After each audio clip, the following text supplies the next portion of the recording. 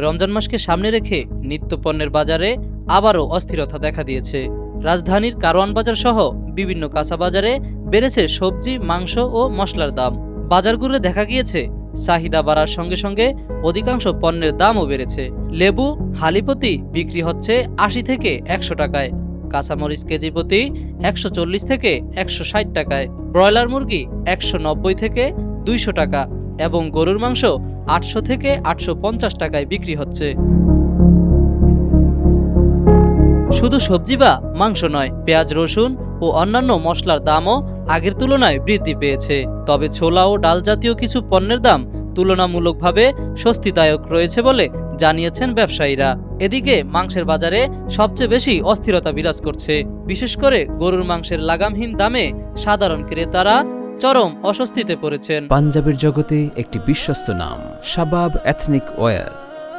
ওই যে মাংস কিনতে আসছিলাম আর মাছ কিনতে আসলাম, দাম বেশি দেখে কিনলাম না, যাইতেছি।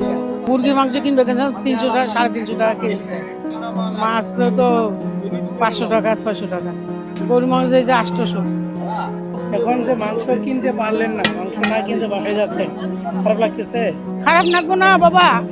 এখন প্রত্যেকটা পণ্য আপনার আকাশচুম্বী দাম, যেগুলো আপনার সাধারণ মানুষের দ্বারা অসম্ভব। ওই গত বছর কিন্তু মোটামুটি একটা কন্ট্রোলে ছিল, কিন্তু এবছর সেটা কন্ট্রোলের মধ্যে নাই। আমি প্রশাসনকে এটা অনুরোধ করবো যাতে কারণ বাজারের দিকে একটু বিভিন্ন জায়গায় যাতে একটু ফলো করে ওরা। ক্রেতাদের অভিযোগ, রমজান এলেই অযৌক্তিকভাবে দাম বাড়ে। তাদের দাবি, সিন্ডিকেট ভেঙে বাজারে কঠোর তদারকি নিশ্চিত করতে হবে। লেবুর বাজার আজকে আর দিনের থেকে ২০০০ টাকা বস্তা হিসেবে বাড়ছে।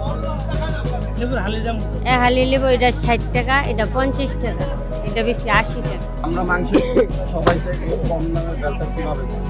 এখন ভাই হাটে ঘাটে গরুটা মন্নায় যাচ্ছে, এই জায়গায় আপনার বেচা লাগছে ৪৮০ টাকা, ক্রেতাদের ভালো জিনিস দিতে গেলে সবাই কিনতে পারে না, তাই বললে সবাই যে কিনতে পারে আমি ১০০ গ্রাম ২৫০ গ্রামেরও ব্যবস্থা রাখছি, আমি লেখা পর্যন্ত।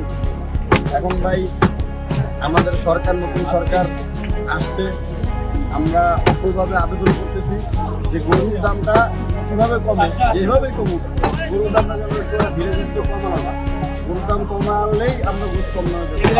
অন্যদিকে বিক্রেতারা বলছেন, পাইকারি বাজারে বেশি দামে কিনতে হওয়ায় খুচরা বাজারেও বাড়তি দামে বিক্রি করতে হচ্ছে। সরবরাহ স্বাভাবিক হলে দামও কমে আসবে বলে দাবি তাদের। রমজানের আগে বাজার পরিস্থিতি স্বাভাবিক রাখতে কার্যকর পদক্ষেপের অপেক্ষায় সাধারণ মানুষ। Boniamin, desk report, H news.